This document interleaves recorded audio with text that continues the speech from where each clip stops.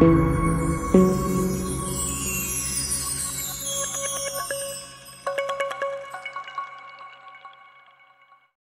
درویش اور اس کا کمسن چیلا شہر سے دور کسی جنگل میں رہتے تھے۔ درویش عام طور پر آن خدا میں مصروف رہتا تھا اور چیلا آس پاس کی بستیوں سے بھیک مانگ کر اس کی خدمت کیا کرتا تھا۔ درویش کا دل انسانیت کے درد سے لبریز تھا اور وہ صبح شام انتہائی سوز و گداز کے ساتھ یہ دعا کیا کرتا تھا، میرے پروردگار، میں ایک بے بس اور بے وسیلہ انسان ہوں اور تیرے بندوں کی کوئی خدمت نہیں کر سکتا، لیکن اگر تو مجھے بادشاہ بنا دے تو میری زندگی کا ہر سانس بھوکے اور ننگے انسانوں کی خدمت کے لیے وقف ہوگا۔ میں یتیموں، بیواؤں اور نادار لوگوں کی سرپرستی کروں گا۔ میں محتاجوں کے لیے لنگر خانے کھولوں گا۔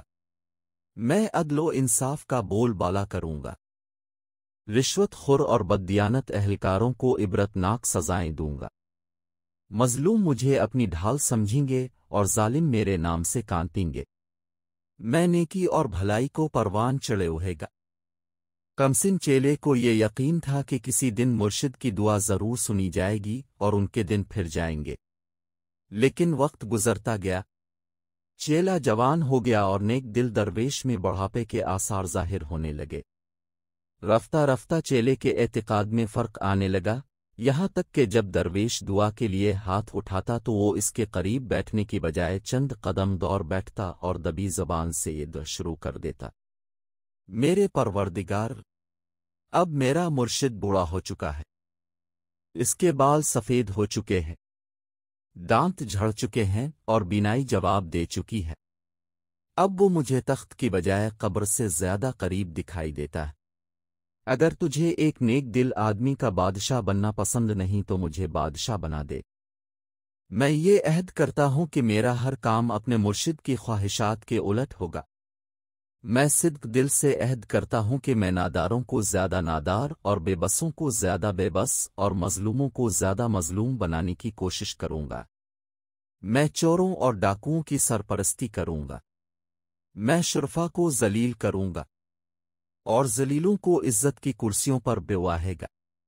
میں راشی اور بد دیانت اہلکاروں کی سرپرستی کروں گا۔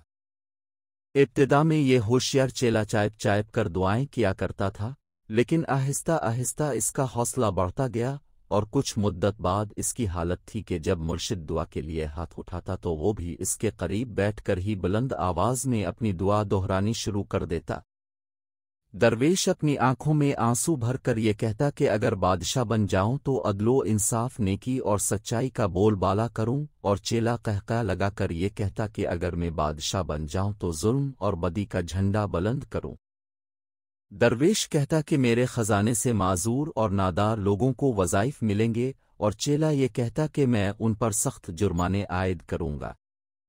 درویش اس سے ڈانٹ ڈپٹ کرتا اور بسا اوقات ڈنڈا اٹھا کر پیٹنا شروع کر دیتا، لیکن چیلا اپنی روایتی نیازمندی کے باوجود اپنے موقف پر ڈٹا رہا۔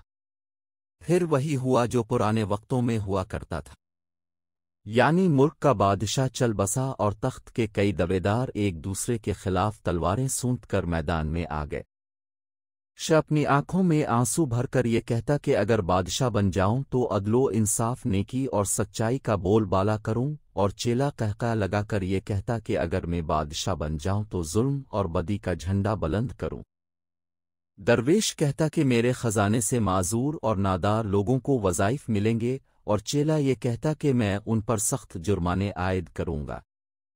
درویش اس سے ڈانٹ ڈپٹ کرتا اور بسا اوقات ڈنڈا اٹھا کر پیٹنا شروع کر دیتا، لیکن چیلا اپنی روایتی نیازمندی کے باوجود اپنے موقف پر ڈٹا رہا۔ پھر وہی ہوا جو پرانے وقتوں میں ہوا کرتا تھا، یعنی ملک کا بادشاہ چل بسا اور تخت کے کئی دعویدار ایک دوسرے کے خلاف تلواریں سونت کر میدان میں آ گئے۔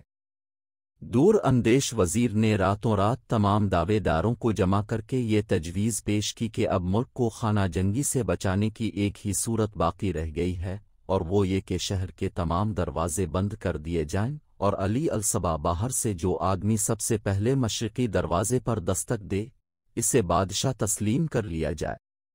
یہ تجویز با اتفاق رائے منظور کی گئی۔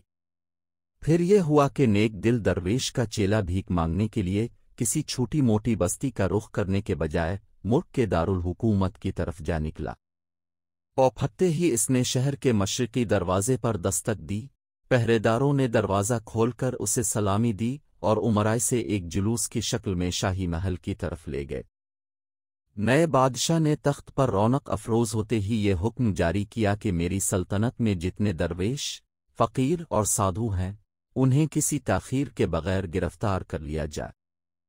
اس حکم کی تعمیل کی گئی، لیکن خوش قسمتی سے نئے بادشاہ کے مرشد کو کسی طرح یہ پتہ چل گیا کہ اس کا ہوشیار چیلے کی دعا قبول ہو گئی ہے اور وہ سرحد عبور کر کے کسی دوسرے ملک میں چلا گیا۔ اس کے بعد جو ہوا وہ کسی تشریح یا تبصرے کا محتاج نہیں۔ نئے بادشاہ نے پوری مستعدی اور دیانتداری کے ساتھ اپنے تمام وعدے پورے کیے۔ نہروں کا پانی بند کر دیا گیا، کنویں اور تالاب غلاظت سے بھر دیے گئے، چوروں اور ڈاکوؤں کو جیلوں سے نکال کر حکومت کا کاروبار سونپ دیا گیا۔ نیک خدا پرست انسانوں پر ظلم کی انتہا کر دی گئی۔ غرض ان داشمندوں کو سر چھپانے کے لیے جگہ نہیں ملتی تھی جنہوں نے ملک کی بھلائی کے لیے ایک گداگر کو تخت پر بیٹھا دیا تھا۔ جب نئے بادشاہ کے مظالم اپنی انتہا کو پہنچ گئے تو عوام کے لیڈروں نے اس کا حسب ونسب معلوم کرنے کی ضرورت محسوس کی۔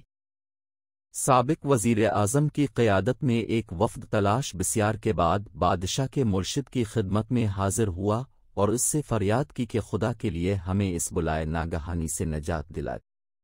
عمر رسیدہ درویش اپنے چیلے کے سامنے جانے سے گھبراتا تھا، لیکن ارکان وفد کی گریہ وزری سے متاثر وہ یہ خطرہ مول لینے پر آمادہ ہو گیا۔